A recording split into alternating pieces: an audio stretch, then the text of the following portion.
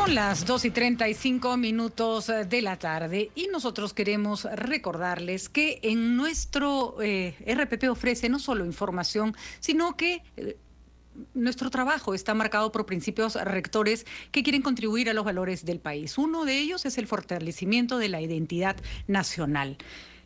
¿De qué hablamos cuando hablamos de identidad nacional? Y sería interesante que nos hagamos esta pregunta en este momento, a puertas de una elección tan complicada. ¿Qué nos hace sentir a todos peruanos? ¿Qué nos une?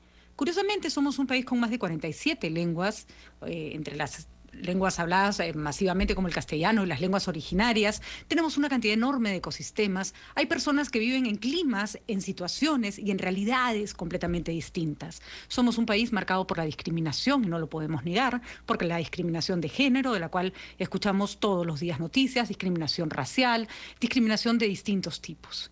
Desgraciadamente las diferencias nos están, en lugar de hacernos un país rico, en lugar de hacer que nosotros tengamos en la diversidad riqueza, nos está jugando en contra por muchos años y está marcando que los peruanos a veces no se sientan identificados con el otro.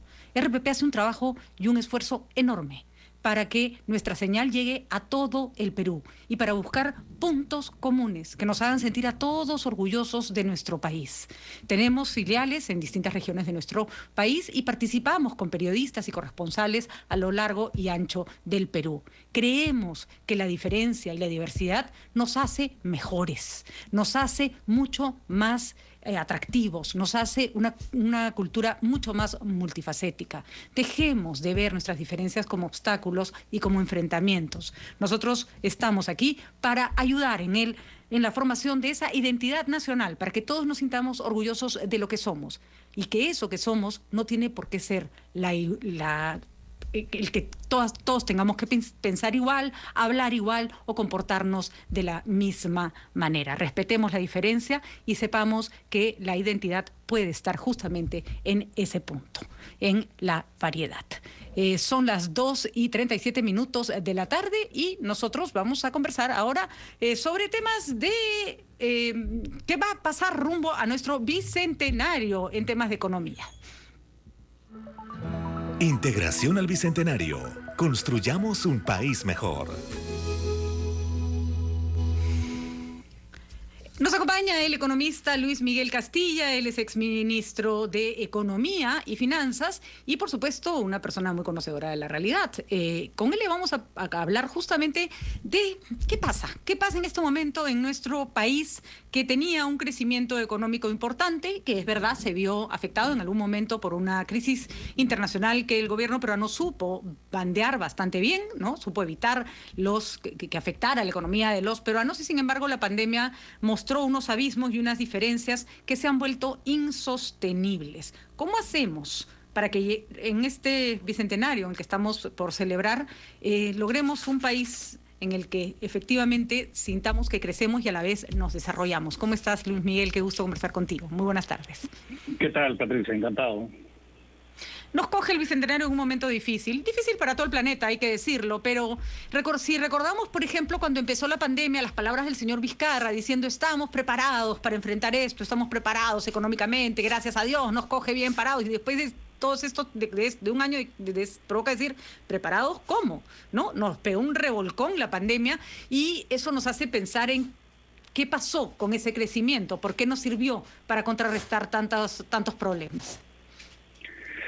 Creo que hay que contextualizar las cosas porque incluso antes de que nos atacara la pandemia, el país ya venía experimentando un crecimiento mucho más bajo que en el pasado. Hubo un periodo durante la bonanza de los commodities, de las materias primas, donde llegamos a crecer a tasas muy, muy elevadas entre el 2004, 2003 hasta el 2013, tuvimos una bonanza. El país creció, el PBI per cápita se multiplicó, pero después hubo un cambio importante en las condiciones externas y los últimos años, entre el 2014 hasta el 2019, la economía comenzó a crecer la mitad. Entonces, yo creo que tenemos que pensar que vino el shock. Ahora la economía se está recuperando a medida que se ha ido reabriendo y que tenemos un acceso a una vacuna que poco a poco se va desplegando. pero volvemos a una situación de crecimiento mediocre, de 3, 2%.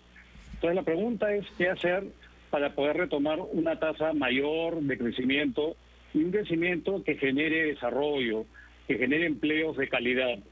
Creo que esta elección lo que nos muestra claramente es que el crecimiento económico, la estabilidad macroeconómica, que son absolutamente necesarias, no son suficientes para garantizar oportunidades para todos. Entonces, para poder crecer más, tenemos que abordar una serie de desafíos tan grandes de cara al bicentenario. Somos una economía dual. Tenemos sectores que son altamente modernos, otros que son de subsistencia. Tenemos una fuerza laboral que más o menos 75% es informal.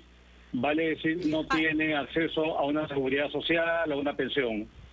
Entonces, el desafío de nuestras autoridades es que este crecimiento llegue a todos y se convierta en desarrollo y que sea conducivo a una mayor cohesión social. A ver, parece que, por ejemplo, el alza en el precio de los metales nos va a ayudar a recuperar cierto nivel de ingreso que va a ser importante. Incluso en épocas de crisis internacional, el Perú batió récords de crecimiento en determinados momentos. Y te hago la siguiente pregunta, Luis Miguel, porque me queda esta duda. Está muy bien que tengamos un modelo económico que nos permita crecer. Sin embargo, ¿cómo es posible que hayamos tenido tanto dinero y no hayamos podido transformarlo en empleo formal? ¿Cómo es posible que no podamos dar ese salto?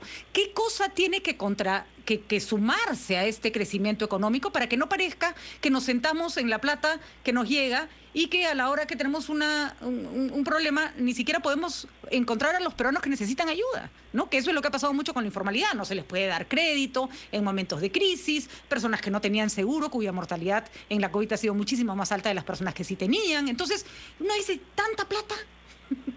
¿Para qué? Si no pudimos bajar ese nivel de informalidad. ¿Cómo se baja ese nivel de informalidad a pesar de que seguimos creciendo y no lo conseguimos? Creo que esa pregunta es central, Patricia, porque ahora nuevamente estamos ante una nueva ventana de oportunidades con el repunte del precio del cobre y las condiciones externas son favorables. Yo diría que hay por lo menos 3 áreas donde uno puede efectivamente avanzar y que capaz es menos polémico de temas tabús como la reforma laboral u otras que tienden a ser políticamente mucho más complejas. Le voy a pedir, Miguel, disculpa, esto es una mala crianza, pero no tengo que hacer. Lo que pasa es que está declarando el señor Pedro Castillo y tal vez eso nos sirve además para el comentario económico que estamos haciendo. Así que me permites un ratito en directo.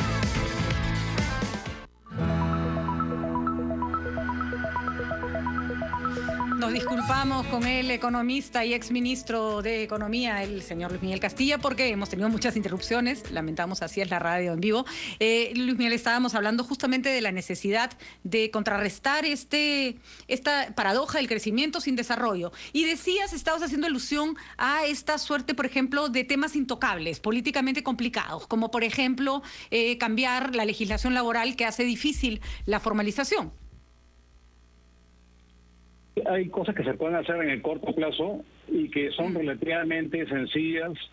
Por ejemplo, se ha avanzado mucho en identificar a una serie de personas que sufren de precariedad, que no tienen acceso a una pensión, etcétera, durante la pandemia y que han recibido bonos. Esto se apareja con el hecho que tenemos hoy en día 7 millones de pobres en las ciudades, cosa que no había ocurrido antes. Entonces, si se fuese a extender una serie de programas sociales como Juntos al área urbana, se podría cambiar las métricas de una de salud y educación hacia una de una mayor inclusión financiera o de que los participantes o los beneficiarios de estos programas participen en programas de capacitación para procurar una mayor inserción al mercado de trabajo. Porque uno de los grandes problemas para mejorar la formalidad es la falta de productividad y esto se mejore creando capacidades, adquiriendo destrezas técnicas, técnico-productivas, y eso es un tema en el cual se podría ir avanzando con relativamente rapidez y no es tan polémico. Una segunda área tiene que ver con que las empresas se mantienen muy pequeñas o tenemos muchos trabajadores independientes o unidades productivas muy pequeñitas. y crecer es muy costoso. Entonces, un proceso de simplificación que les permita a estas empresas poder crecer y absorber los costos de la formalidad podría ser también un elemento que podría ayudar. Esto pasa por simplificar los regímenes tributarios, las regulaciones laborales que existen, que sean más ad hoc con ese tipo de tamaño de empresa. Y lo último, que no es menos, que es más importante quizás, es que ser formal no hay mucho beneficio de ser formal, porque la contraprestación son servicios públicos deficientes en educación, en salud, en seguridad. Entonces, para tener un incentivo real de poder pagar los impuestos, de poder cumplir con todas las normas, los ciudadanos necesitamos de una contraprestación. Y ahí pasa la reforma del Estado, pasa la meritocracia, pasa a revisar la regionalización, pasa a procurar por una mayor transparencia en la gestión pública y una serie de reformas que van a tomar un poquito más de tiempo. Entonces, de cara al Bicentenario, yo pienso que hay una combinación de medidas de corto plazo que se puede ir avanzando, aprovechando, digamos, esta crisis y convertirla en una oportunidad, y avanzar de manera mucho más presionada hacia mejorar la productividad laboral, hacer que las empresas crezcan y mejorar los servicios básicos que se le ofrece a la población. Finalmente, de esta forma lograríamos mayor desarrollo en el país. De acuerdo. Finalmente, Luis Miguel, está claro que las grandes industrias extractivas y la gran empresa, digamos, ya están encaminadas y salvo las condiciones externas o políticas contradictorias internas, pueden ir adelante. La diversificación productiva que se intentó me parece un éxito inicial importante en el gobierno de Ollantumala, con Piero Ghezzi, otra vez se abandonó y ahí es donde entra el pequeño, ahí es donde entra el que necesita ser capacitado. O sea, no puede ser que venga una pandemia y Gamarra, que es un emporio comercial importantísimo, no sepa cómo vender por internet. Estamos como nunca miramos el detalle, y en el Perú está en el detalle, porque el microempresario es el detalle, ¿no? No, sin duda, Patricia. Y acá hay dos cosas. Lo que pasa es que este esfuerzo que empezó un gobierno, vino el siguiente gobierno y quiso ponerle su sello, y hizo borrón y cuenta nueva de una serie de políticas que se habían desarrollado en el pasado. Entonces ha habido falta de continuidad, primer punto. Segundo punto, una altísima rotación de autoridades de gobierno que ha hecho que estas agendas de mayor plazo pasen a un segundo plano. Pero dicho eso, hay en el MES, por ejemplo, un conjunto de mesas ejecutivas público-privadas cuya finalidad es identificar estos cuellos de botella que enfrentan estas pequeñas empresas en distintos sectores diversificados, en el sector energético, en el sector de turismo, en el sector forestal, acuícola, entre otros. Entonces, la idea es poder perseverar y tratar de acortar estos costos de transacción o estos cuellos de botella que impiden que nuestra economía se diversifique. Pero eso no quiere decir darle la espalda a nuestros recursos naturales, porque sería un absurdo. Tenemos que convertir esas ventajas comparativas en ventajas competitivas y ser una economía mucho más resiliente, y en eso creo que hay esfuerzos que hay que darle continuidad hacia adelante. Porque justamente una economía mucho más diversificada, mucho más sofisticada en las cosas que hace y de mayor valor agregado, se convierte finalmente en mayores salarios y mayor bienestar para la población. Entonces, de ahí estamos convirtiendo los vientos positivos en desarrollo, y un desarrollo que mejore la calidad de vida de todos. Exactamente. Muchísimas gracias, Luis Miguel. Bueno, seguiremos conversando porque hay muchísimo por hacer, y creo que estas elecciones dan cuenta de que no podemos seguir postergando medidas que ya se debieran haber tomado, y sobre todo las que se tomaron y se debieron haber continuado. Muchísimas gracias a Luis Miguel Castilla, director de Evidenza Consultores, exministro de Economía. Gracias, Luis Miguel. Hasta una próxima oportunidad. Son las 2:58 minutos.